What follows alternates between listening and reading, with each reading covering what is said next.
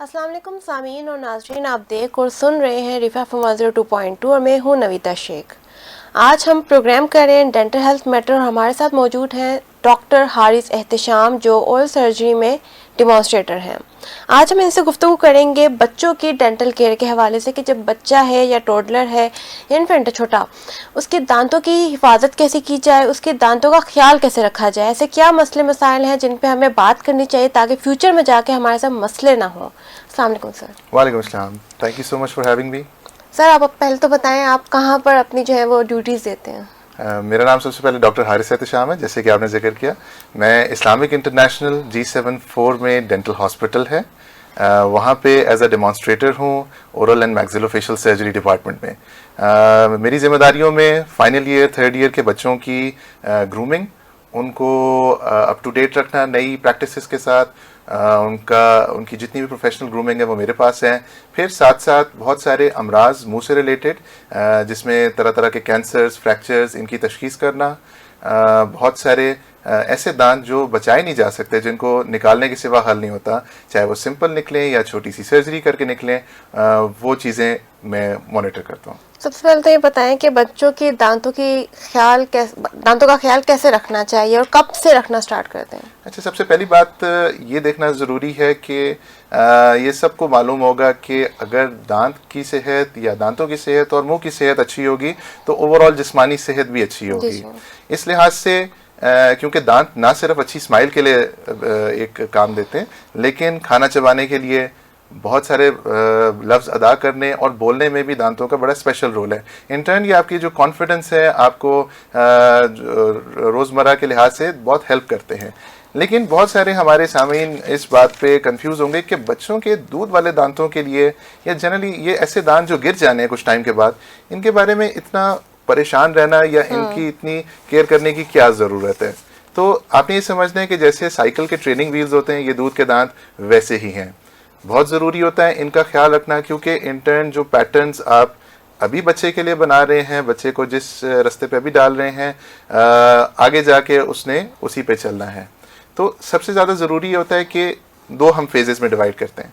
एक मरहला दांत आने से पहले की हाइजीन का, और दूसरा जब दांत आ जाते हैं उसकी हाइजीन का। तो दांत जब तक नहीं आ रहे या आने वाली स्टेज में है, ये अप टू 6 मंथ्स का टाइम होता है जब तक पहला दांत आता है। उसमें बहुत सारे पेरेंट्स ये होते हैं कि जी कोई सफाई की ज़रूरत नहीं है क्योंकि दांत ही नहीं है मुंह में, लेकिन बच्चा कुछ ना कुछ कंज्यूम कर रहा है, चाहे वो कुछ सॉफ्ट चीज़ हो या दूध हो। आजकल नया ट्रेंड चला हुआ है बॉटल फीड का, जो जितने भी फॉर्मूला मिल्क्स होते हैं, इसके अंदर शुगर की एक क्वांटिटी होती है। अब वो शुगर जाके गम्स पे रुक सकता है, मुंह के अंदर तरह तरह के बैक्टीरियाज होते हैं जो उसको अपनी ग़िज़ा के तौर पर यूज़ करते हैं, और फिर अल्टीमेटली आगे जाके बच्चे को परेशानी होती है। अच्छा, मैंने सुना है कि अगर माँ का दूध पहले पिलाया जाए वो ज़्यादा अफेक्ट करता है, लेकिन हमने बहुत पहले ही उनको बॉटल फीडर पे जो है वो शिफ्ट कर दिया, साथ ही साथ हम चूसनी दे देते हैं। बिल्कुल ऐसा ही है, बिल्कुल बच्चे को चुप करवाने के लिए या जस्ट के बच्चा एंगेज रहे, उसको ये पैसिफायर्स और चूसनियाँ दी जाती हैं, या अंगूठा मुंह में डाल दिया जाता है, जो कि बच्चे के लिए उस टाइम के लिए तो ठीक होगा, लेकिन जब दांत आ जाते हैं तब इसको डिसकंटिन्यू करना चाहिए। क्योंकि ये आदत अगर तो ऐसी एज में रह जाए कि बच्चा 2 साल से बड़ा हो गया है, 4 साल तक, या उसके बाद भी बच्चे ये हैबिट कर रहे हैं, तो दांत टेढ़े होने लग जाते हैं। और दूसरा सबसे इम्पोर्टेंट बात जो आजकल पेरेंट्स इग्नोर कर रहे हैं कि नाक बनाया ही सांस लेने के लिए है। अक्सर बच्चे खेलते वक्त या वैसे ही उनकी आदत बन जाती है मुंह से सांस लेने की। वो बहुत एक ख़तरनाक चीज़ है जो आजकल के बच्चों में हो रही है। इंटर्न उनका जो जबड़े का साइज़ है उस पर इफेक्ट पड़ा है, दांतों के आने की जो शेप है, जबड़े की मॉर्फोलॉजी है, वो ख़राब हो जाती है। तो इन चीज़ों पे बहुत गौर करें कि कुछ अरसे के लिए तो चलें, ये हैबिट्स ठीक रहती हैं, चूसनी देना, थंब सकिंग करना, लेकिन उसके बाद ये डिसकंटिन्यू करवाना बहुत ज़रूरी है। तो अभी आपने बात की कि अगर दांत टेढ़े हो जाएंगे या जबड़ा जो है आपका थोड़ा अफेक्ट हो जाएगा तो आपके अल्फाज की अदायगी खराब होती है। जी बिल्कुल। तो आपने कौन से ऐसे केसेस देखे, थोड़े से शेयर करें जिससे पता चले कि कौन से अल्फाज ज़्यादा जो है हमने सुने हैं बच्चों के मुंह से गलत निकलते हैं। बच्चे बेशक तोतलापन भी इसमें आ जाता है, क्योंकि जब हम फे का लफ्ज अदा करते हैं या टी का लफ्ज अदा करते हैं तो जुबान तालू पे और दांत के हल्के से टकराती है। अगर वो दांत टेढ़े होंगे, आगे पीछे हो जाएंगे तो लफ्ज ठीक अदा नहीं होंगे, या बच्चा स्टैमर करने लग जाएगा आहिस्ता आहिस्ता।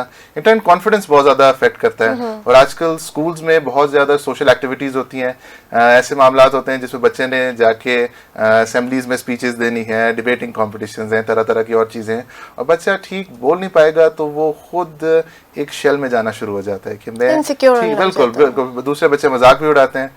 तो जितना जल्दी इन चीज़ों को आइडेंटिफाई करेंगे पेरेंट्स, जितना जल्दी इसके ऊपर काम करेंगे, उतना ही बच्चे को फ़ायदा भी बाद में होगा। तभी आपने वैसे पेसिफायर जो चूज़नी है उसके हवाले से बहुत इंपॉर्टेंट बात की, क्योंकि मोस्टली ये कहा जाता है इससे कुछ नहीं होता, लेकिन एक ये मिथ है, मतलब इससे दांत भी खराब हो रहे हैं, इससे हमारी क्या ऐसे हमारी डाइट भी इफेक्ट होती है बच्चों की? डाइट के लिहाज से बिल्कुल ऐसा ही, क्योंकि जब वो चूस रहे हैं तो उनके साथ साथ मुंह में हवा भी जा रही है, मैदे में हवा जा रही है, उसकी वजह से मैदा हवा की वजह से फुल हो रहा है, जिससे मैदे के मसाइल भी हैं। बच्चा खाए पिएगा नहीं, वो बस उसको चूसनी पे लगाए रखेंगे। तो ज़रूरी ये है कि कुछ पेरेंट्स डिस्करेज करते हैं, या बच्चे कुछ अपनी आदत ऐसी बताते हैं कि हमें सख्त चीज़ें नहीं खानी, मैश करके दे दें, फ्रूट्स की छोटी छोटी फांके बना के दे दें, या जनरली सॉफ्ट फूड्स दे दें। उसका सबसे बड़ा नुकसान जबड़े के ऊपर आ रहा है कि बच्चा जब तक च्यू नहीं करेगा, जैसे हम जिम जाते हैं, एक्सरसाइज करते हैं, मसल्स ग्रो करते हैं, जब तक बच्चा सख्त डाइट नहीं इनकॉर्पोरेट करेगा, चबा चबा के चक लगा के नहीं खाएगा, तो एक तो नंबर 1 दांत अपने सही वक्त पर नहीं आएंगे, नंबर 2 जबड़े की जो ग्रोथ होनी चाहिए वो उस हिसाब से नहीं होगी। तो ये दोनों चीज़ें बड़ी ज़रूरी हैं।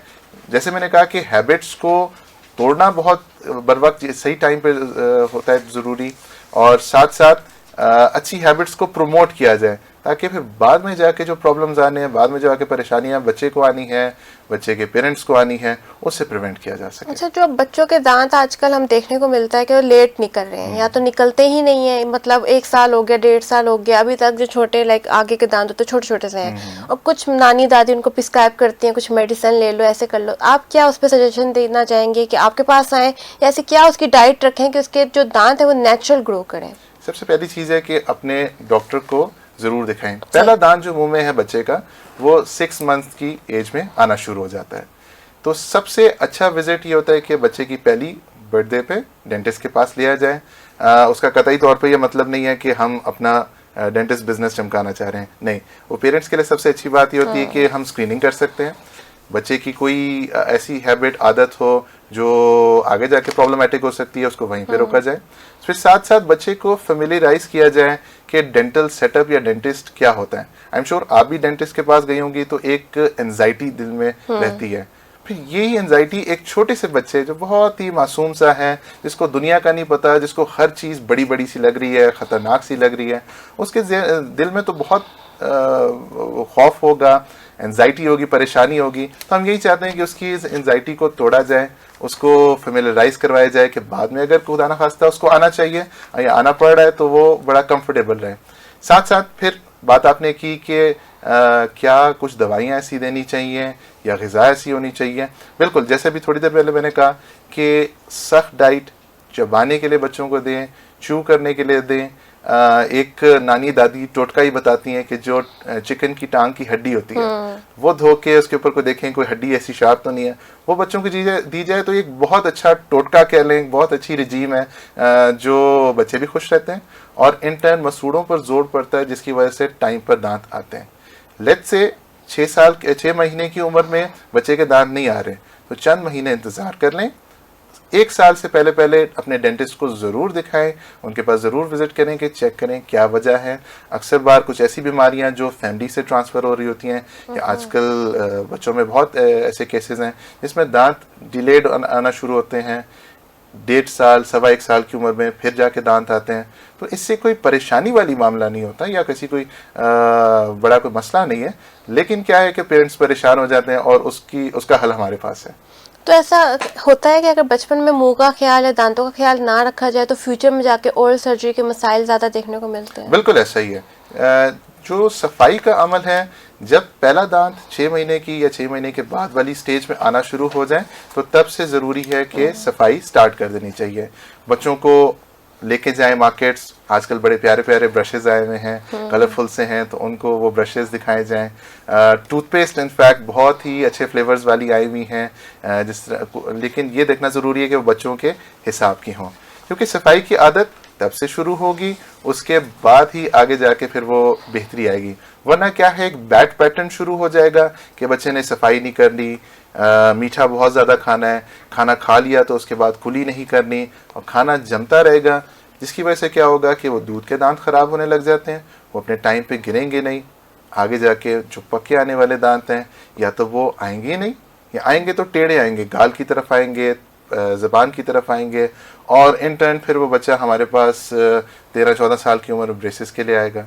तो ब्रेसेस भी एक बच्चे की कॉन्फिडेंस या है तो बहुत अच्छा इलाज, लेकिन जितना अरसा ब्रेसेस बच्चे को लगे रहते हैं उसके कॉन्फिडेंस पे असर होता है, खाने पीने में बहुत ज़्यादा दुश्वारी होती है। तो ये चीज़ें जब तक जितना हम जल्दी आइडेंटिफाई नहीं करेंगे, अच्छी हैबिट्स शुरू से नहीं डालेंगे बच्चे को सफाई की तरफ, खाने पीने की अच्छी हैबिट्स की तरफ, तब तक रिजल्ट्स बाद में जाके ठीक नहीं आएंगे। फिर क्या होता है कि बच्चे अगर इन दूध वाले दांतों का, जैसे मैंने कहा कि ट्रेनिंग व्हील्स हैं, इनका ख्याल नहीं करेंगे तो अडल्ट दांतों का, बड़े जो पक्के दांत आते हैं उनका भी नहीं काम करेंगे।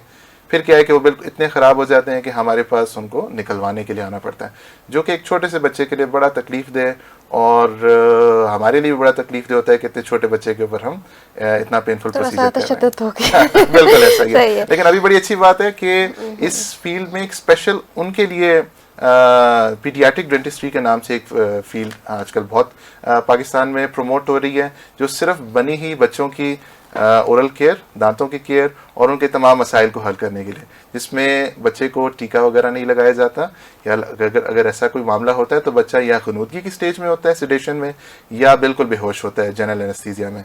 इससे बच्चा भी कंफर्टेबल है, उसका डॉक्टर भी कंफर्टेबल है और बड़े अच्छे से प्रॉब्लम्स हल भी हो जाते हैं।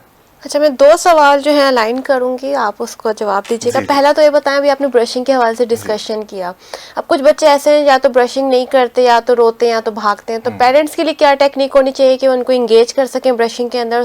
दूसरा, इसके साथ साथ कि जो हम लोग फीडर पीते हैं, बच्चे जो फीडर पीते हैं, उनके दांत उस वजह से डिले होते हैं कि नहीं? बिल्कुल। अच्छा, सबसे पहले ज़रूरी है कि बच्चा वही देखेगा जो उसके पेरेंट्स कर रहे हैं, बड़े बहन भाई कर रहे हैं। तो अगर पेरेंट्स ही ब्रश नहीं करेंगे तो फिर बच्चा कैसे करेगा? और इसको एक फन एक्टिविटी बनाना चाहिए। बच्चों को लेकर जाएं सुपरमार्केट्स में, शॉप्स पे, उनको कहें आप अपना ब्रश खुद चूज करें। उसके लिए एक बड़ी मज़ेदार एक टॉय बना के एक एक्टिविटी पेश करें कि उसको लगे जैसे हमें पता है कि हमने घर में दाखिल होना है, बड़ों को सलाम करना है, हमने 5 वक्त नमाज पढ़नी है, खाना खाने से पहले हाथ धोना है। उसी तरह इस ब्रशिंग की हैबिट को भी बनाने के नेचुरली, जैसे सांस ले रहे हैं ये नेचुरल है, तो उसी तरह सुबह नाश्ते के बाद ब्रश करना है, रात को सोने से पहले ब्रश करना है। तो जब तक पेरेंट्स इसको एक सख्ती करके एक अपने एक या फन एक्टिविटी बना के नहीं चलेंगे तो बच्चे के लिए वो मामला मज़ेदार नहीं होगा। तो ज़बरदस्त प्यारे प्यारे से ब्रशेज आते हैं, वो लेकर आएँ, टूथपेस्ट आती हैं बड़े मज़ेदार फ्लेवर्स वाली, वो उनको इस्तेमाल करवाएं। पहले उनको सिखाएं, क्योंकि एक छोटा बच्चा है 2.5 साल का, 3 साल का, उसकी मोटर स्किल्स इतनी अच्छी डेवलप नहीं, उसको ब्रश पकड़ना नहीं आएगा। हो सकता है ब्रश करते हुए वो अपने किसी गाल पे मार दे, होंठ पे मार दे। तो उसको आराम आराम से सिखाएं कि इसको सॉफ्ट सॉफ्ट करना होता है। और अगर तो 3 साल से छोटा बच्चा है तो बिल्कुल एक चावल के दाने के बराबर टूथपेस्ट की मिकदार डालें, और अगर 3 साल से बड़ा है तो मटर के दाने के बराबर डालें। तो ये चीज़ें बच्चों को सिखाना बहुत ज़रूरी है। अच्छी बात यह है कि जो बच्चों के लिए टूथपेस्ट आती है वो बच्चा खा भी जाए, इंजेस्ट भी कर जाए, तो उसको कोई किसी किस्म का नुकसान नहीं है। फिर दूसरी तरफ आते हैं कि जो आपने दूसरा सवाल किया कि क्या बॉटल जो फीडर्स होते हैं उनकी वजह से दांतों में इश्यूज आते हैं? बिल्कुल आते हैं। एक तो पहली चीज़, अगर बच्चा बहुत लंबी एज तक, अप टिल 5-7 ईयर्स तक वो बॉटल ही यूज़ कर रहा है, तो क्या हो रहा है कि दांतों के दरमियान निपल के बार बार आने की वजह से दांतों में एक गैप बनने लग जाता है, दांत बाहर की तरफ फ्लेयर आउट होते हैं। दूसरा ये कि जो दूध उसमें डाला जाता है उसमें अक्सर बार चीनी की मिकदार होती है। बच्चा वो कंज्यूम करते करते सो गया है, ब्रश नहीं किया, वो चीनी मुंह के अंदर ही जमा हो गई है, तो बैक्टीरिया उसको खाना शुरू करेंगे और वहाँ पे कैविटीज शुरू हो जाएंगे। दूसरी चीज़ कि अगर वो मुंह के अंदर वैसे ही गम्स के पास रह गया तो बैक्टीरिया वहाँ पे भी गम डिजीज़ भी पैदा करना शुरू कर देंगे। तो इन टर्न जो चीज़ें अच्छी होनी चाहिए उसका फिर फ़ायदा अच्छा नहीं होगा। इसलिए पेरेंट्स को चाहिए जब बच्चा थोड़ा सा बड़ा हो जाए, ग्लास से या वो प्यारे प्यारे सिपी कप्स आते हैं उससे पीने लग जाए, स्ट्रॉ से पीने लग जाए, तो फ़ौरन इस फीडर को इसे जान छुड़ाएं और बच्चे को उस पर डालें। हाँ, थोड़ा सा मुश्किल ज़रूर होता है। बच्चे आजकल बहुत तेज़ हुए हुए हैं, वो जिद्दी नई होते हैं। ज़िद्दी होते हैं, बिल्कुल अपनी नई आदतें नहीं छोड़ते, तो उनकी आदत चेंज करनी पड़ेगी, क्योंकि आगे जाके जो प्रॉब्लम्स होंगे वो उनके लिए बहुत तकलीफ दे हो सकते हैं, पेरेंट्स के लिए भी, बच्चों के लिए भी, फाइनेंशियली भी। तो इन सब चीज़ों को मद्देनज़र रखते हुए अभी से चीज़ें ठीक करेंगे तो आगे जाके मामला बिल्कुल ज़बरदस्त हो जाएंगे। फिर आपने बात की कि दांतों में गैप आता है, जब आपके दूध के दांत गिर जाते हैं और दूसरे दांत आ जाते हैं, तो कुछ लोग के ना फ्रंट के दांतों में थोड़ा सा गैप होता है और लोग उसको एक मिथ के साथ कनेक्ट करते हैं कि ये खुशकिस्मती है। बिल्कुल बिल्कुल तो ऐसा ही है। ये क्या है, इसके ऊपर कहानी जरा समझाएं हमें। बिल्कुल, ये बात हमने तो बहुत सारों से सुनी है कि दांतों के दरमियान गैप होगा तो ये तो बहुत मालदार होंगे, खुशकिस्मत होंगे, बड़े अमारत की निशानी है। और मैंने पर्सनली अपने फैमिली में देखा है कि ऐसा कुछ भी नहीं है।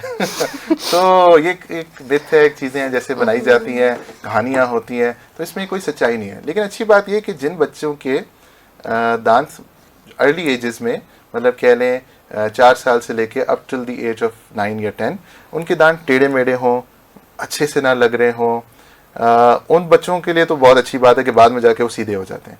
लेकिन जिन बच्चों के इन स्टेजेस में बड़ी ज़बरदस्त हॉलीवुड टाइप स्माइल होती है, बहुत अच्छे सीधे सीधे दांत होते हैं, बाद में जाके दांत टेढ़े होने का खदशा ज़्यादा होता है, क्योंकि दूध के दांत छोटे होते हैं, नए आने वाले दांत बड़े होते हैं। तो अगर जहाँ पे स्पेस ज़्यादा होगी दांतों, बड़े दांतों को अकोमोडेट करने के लिए, वहाँ पे वो दांत अपनी जगह पे अलाइन होके आएंगे।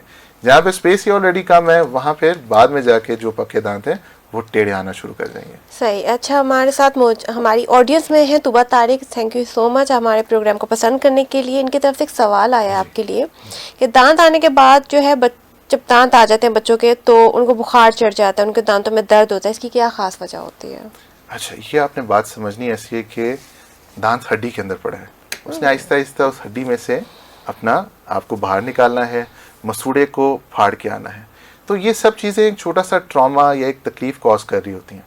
अब क्या होता है कि उस जगह पे स्वेलिंग होगी, बुखार बच्चे को होता है। इन सब चीज़ों का मकसद ये होता है कि जो चीज़ वहाँ पे ख़राब हो रही है, एक ट्रॉमा सा बन रहा है, तो उसको आहिस्ता आहिस्ता वो रिपेयर करें। और अच्छी बात यह है कि इसमें फिर बच्चा बहुत ज़्यादा चिड़चिड़ा हो जाता है, इरिटेशन उसको बहुत रहती है, बार बार खारिश कर रहा होता है। तो ये सब चीज़ें बॉडी ने इन सिम्टम्स को रोकने के लिए या इनके काउंटर करने के लिए बॉडी ये सारे काम करता है। इसमें बच्चे को थूक बहुत ज़्यादा आती है, रालें टपकती हैं, साथ साथ बच्चे का कभी कभी स्टमक भी अपसेट हो जाता है। तो ऐसी कोई परेशानी वाली बात नहीं होती। इसमें हम जनरली सिंपल सी दवाइयाँ इनको देते हैं बच्चे को, दर्द के लिए, बुखार के लिए। और साथ साथ आजकल तो बहुत अच्छी बात है कि कुछ ऐसे प्रोडक्ट्स आ रहे हैं जो इस सारे मरहले को बड़ा आसान कर देते हैं। जैसे सबसे पहली चीज़ टीदिंग जेल्स होती हैं, सूदिंग जेल्स होती हैं, और टीदिंग ड्रॉप्स होते हैं। तो कोशिश ये करनी है कि जो बच्चे के लिए बनी हुई हैं वो इस्तेमाल करें। अमूमन लोग क्या करते हैं कि बॉन्जेला, सोमोजेल या ऐसी दवाइयाँ जो छालों पर लगाई जाती हैं वो उनका इंतखाब करते हैं, जो कि बच्चे के लिए ठीक नहीं है, बड़े के लिए तो बिल्कुल सही है। बच्चों की रिक्वायरमेंट कुछ अलग होती है तो उस हिसाब से दी जाएँ। दूसरा, फिर ड्रॉप्स आते हैं कुछ, वो आप बच्चे को पिला दें तो उससे भी बहुत ज़्यादा अफाका होता है। साथ साथ लास्टली एक आती हैं टीदिंग रिंग्स। ये देखना ज़रूरी है कि वो किसी अच्छी कंपनी के हों, क्योंकि जो नाकिस क्वालिटी के प्रोडक्ट्स बनाते हैं उसमें केमिकल्स होते हैं, प्लास्टिक ऐसा लीच कर रहा होता है जो बाद में जाके बच्चे के लिए प्रॉब्लम्स बना सकते हैं। तो सबसे बेहतरीन ये रहता है कि एक रिप्यूटेड कंपनी के प्रोडक्ट्स लें और वो फ्रिज में रख के बच्चे को ठंडा करके दी जाए, तो उससे भी बच्चे बड़े कंफर्टेबल रहते हैं। और जब भी दें तो इसको धो के दें, क्योंकि इनके साथ जरासीम इन पर होते हैं। वही जरासीम मैदे में जाएंगे, पेट में जाएंगे, मुंह में जाएंगे और बच्चे के लिए परेशानी बना सकते हैं। सही। अभी आप बात कर रहे थे दांतों के दर्द के हवाले से, तो एक इसके साथ फॉलो अप क्वेश्चन इस तरह से है कि हमने अक्सर सुना है कि दांतों में दर्द हो रही है तो लौंग रख लें, हल्दी लगा लें। अब वो तो बच्चों के लिए तो उनको जलन करेगा या उनके नुकसान दे होगा, उनके पेट में भी जाएगा तो वो उनको अफेक्ट कर सकता है। तो इस हवाले से आप क्या कहना चाहेंगे? अच्छा, जब भी बच्चों को दर्द हो तो सबसे बेहतरीन तो ये है कि किसी अच्छे क्वालिफाइड डेंटिस्ट के पास लेकर आए। देखना ज़रूरी है कि दर्द वो किस वजह से हो रहा है, आया दांत की वजह से है, मसूड़े की वजह से, या कोई और रीज़न है जो उस बेचारे को इस तकलीफ़ में मुब्तला किया हुआ है। तो जितने भी टोटके हैं बहुत अच्छी चीज़ है। हाँ, आप लौंग तो ना रखें, या हल्दी ना रखें, लेकिन आप ज़रूर सॉल्ट वाटर रिंसेस करवा सकते हैं। नीम गर्म पानी में थोड़ा सा नमक डाल के बच्चों को कुलियाँ करवा सकते हैं। वो बेशक इंजेस्ट भी कर लें तो उसका नुकसान नहीं है, लेकिन डेंटिस्ट के पास ज़रूर जाएं ताकि कॉज ढूंढा जा सके। अक्सर बार क्या होता है कि आजकल एक अलमिया बन गया है हमारी पॉपुलेशन में कि लोग डेंटिस्ट के पास बाद में जाते हैं दांत के दर्द के लिए, पहले फार्मेसी वाले के पास जाते हैं और उसको तकलीफ बता के उससे एक पूरी प्रिस्क्रिप्शन तैयार कर लेते हैं और वो कोर्स कर लेते हैं, हालांकि उस कोर्स की उनको ज़रूरत ही नहीं है। और अगर वो डेंटिस्ट की हिदायत पर अमल करें या जो इलाज उनका नेसेसरी बनता है उसको करें तो ज़्यादा फ़ायदा है उनके लिए। तो बच्चे को हाँ दर्द हो तो पहले कोई नॉर्मल सी दवाई उसको देख के दर्द के लिए हल करवाया जा सकता है और फ़ौरन डेंटिस्ट के पास लेकर आए, ताकि जो प्रॉब्लम बाद में जाके बहुत बड़ी बन सकती है जिसमें बच्चे को उल्टा और तकलीफ हो उसको वहीं पे स्टॉप किया जा सके। सही। तो आपके पास कोई ऐसा केस आया हो टोडलर का जो बचपन, मतलब टोडलर कह लें या बड़ा कह लें, कि बचपन में ख्याल नहीं रखा तो अब जाके ज़्यादा नुकसान हो गया, या किसी ऐसे बच्चे का कि उसके अब बहुत दांत जो है अफेक्ट हो चुके हैं? अच्छा, होता ऐसे है कि दांतों का एक अल्लाह रब्बुल इज़्ज़त ने पैटर्न बनाया हुआ है, एक मखसूस वक्त पे आते हैं, एक मखसूस वक्त पे जाते हैं, लेकिन अगर उनको टाइमली रिमूव ना करवाया जाए या वो बच्चे के मुंह में ज़्यादा देर रहें तो बाद में प्रॉब्लम्स होती हैं। इसी तरह मेरे पास डिपार्टमेंट में ही एक केस ऐसे आए कि 18 साल का बच्चा है, मतलब बच्चा तो नहीं, वो बड़ा हो गया है, बिल्कुल, लेकिन बिल्कुल ऐसे है, लेकिन अभी भी उसकी जो दूध की दाढ़ें हैं वो मुंह में मौजूद हैं। उसको वो प्रॉब्लम करने लग गई, ख़राब हो गई, क्योंकि दूध के दांत जनरली कमज़ोर होते हैं।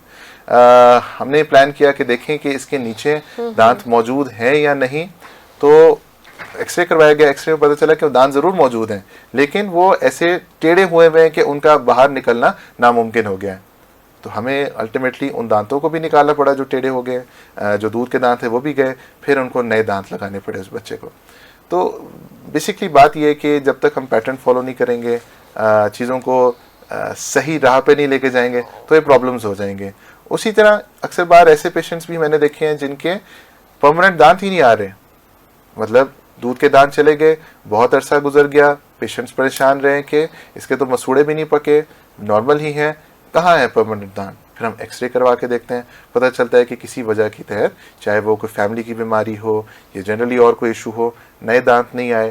तो these are many causes, many cases that we can see in our daily lives की बड़े प्रॉब्लमेटिक हो सकते हैं। माँ बाप के लिए परेशानी अलग, बच्चे के लिए परेशानी अलग। तो क्या आपके पास कोई 3 गोल्डन रूल्स हैं जो हर माँ बाप को याद रखने चाहिए डेंटल केयर के हवाले से? डेफिनेटली सबसे पहली चीज़ ये है कि माँ बाप खुद अपनी हाइजीन, खुद अपनी प्रैक्टिसेस अच्छी करें ताकि बच्चा उसको फॉलो करे।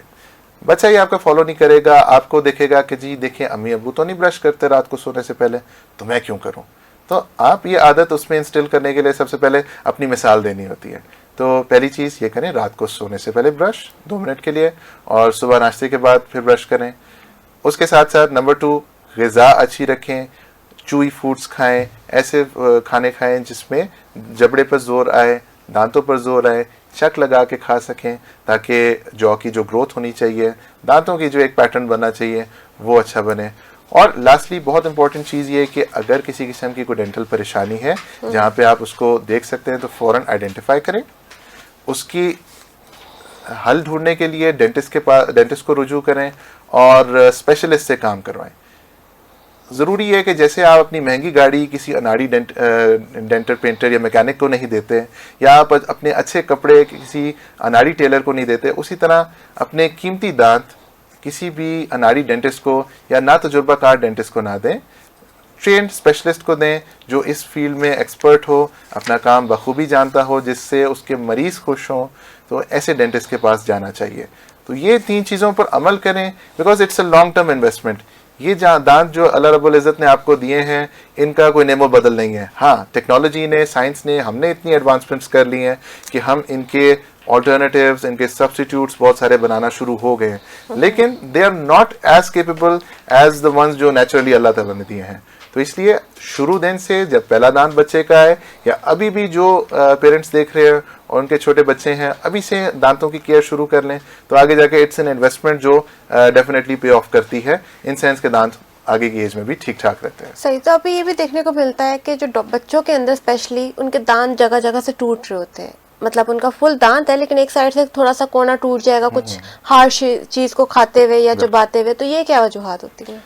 जैसे मैंने कहा कि दूध के दांत थोड़े से वीक होते हैं, थोड़े से ये पक्के दांतों की बनिस्बत कमज़ोर होते हैं, तो ये टूट सकते हैं। लेकिन हाँ, अगर ऐसा मामला है कि परमानेंट दांत भी टूट रहे हैं तो हमें कॉज ढूंढनी होती है। अक्सर बार क्या है कि हमारी टूथपेस्ट में पानी में एक फ्लोराइड नाम की चीज़ होती है।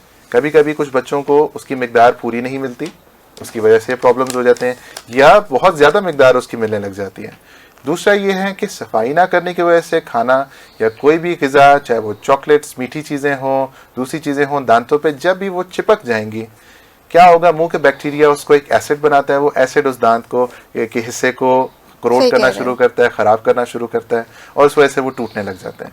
तो ये एक इंडिकेशन है कि अगर थोड़े थोड़े टूट रहे हैं, फ़ौरन डेंटिस्ट पे आए, क्योंकि अगर वो ज़्यादा टूट जाएंगे, दर्द शुरू हो जाएगा या दांत बिल्कुल ही ख़राब हो जाएगा, ऐसी स्टेज आ जाएगी कि इसे निकाले बगैर हल नहीं होगा। अल्लाह का शुक्र है कि अब डेंटल साइंस ने इतनी एडवांसमेंट कर ली है कि हम बिल्कुल जो स्टार्टिंग इनिशियल लीजन्स हैं ऐसे हैं कि इसके बाद ज़्यादा प्रॉब्लम्स हो सकती है, हम उसको वहाँ पे ट्रीट कर लें, वहाँ पे रोक लें, तो महंगे, मुश्किल और तकलीफ दह इलाज की तरफ नहीं जाना पड़ेगा।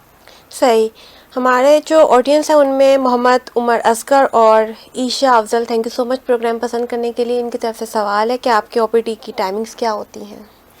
हॉस्पिटल में मैं मौजूद होता हूँ सुबह 8 बजे से लेके 2 बजे तक, और शाम को मैं अपना क्लिनिक करता हूँ, तो शाम में 4:30 से लेके 9 बजे तक होता हूँ। सही। तो आप अपने हॉस्पिटल और क्लिनिक अगर आप शेयर करना चाहें तो शेयर करें, कॉन्टैक्ट नंबर भी, ताकि हमारी ऑडियंस के लिए आसानी हो आपसे रब्ता करने के लिए। बिल्कुल, डेफिनेटली मैं ज़रूर करना चाहूँगा। मेरा नाम डॉक्टर हारिस है। मुझे आप सुबह 8 से लेकर 2 बजे के दरमियान इस्लामिक इंटरनेशनल डेंटल हॉस्पिटल में मिल सकते हैं, और शाम को चकलाला स्कीम 3 में मेरा अपना क्लिनिक है, औरा डेंटल एंड एस्थेटिक केयर के नाम से, वहाँ पे मेरे पास आ सकते हैं। मेरा कॉन्टैक्ट नंबर 0330-438-2769 है। रिपीट कर देंगे। नंबर मेरा है 0330-438-2769। इसी के साथ सामीन और नाजरीन, हमारे प्रोग्राम डेंटल हेल्थ मैटर्स का वक्त ख़त्म हो चुका है। अपनी मेज़बान नवीदा शेख, डॉक्टर हारिस को और हमारे स्टूडियो इंजीनियर वाजिद महमूद साहब को अपनी दुआ में याद रखिएगा। अल्लाह हाफिज़।